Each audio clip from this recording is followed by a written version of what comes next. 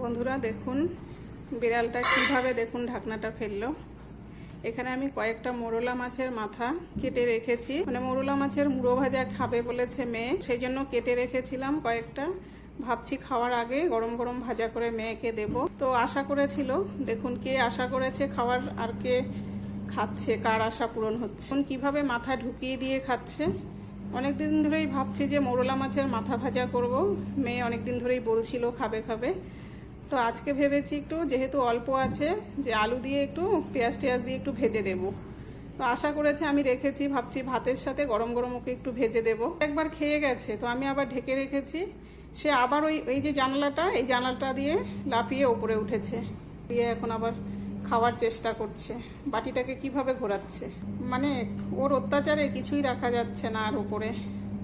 এখন আবার আমার যে আওয়াজ পাবে, আবার ওই জানলা দিয়েই কিন্তু পালাবে। দেখুন।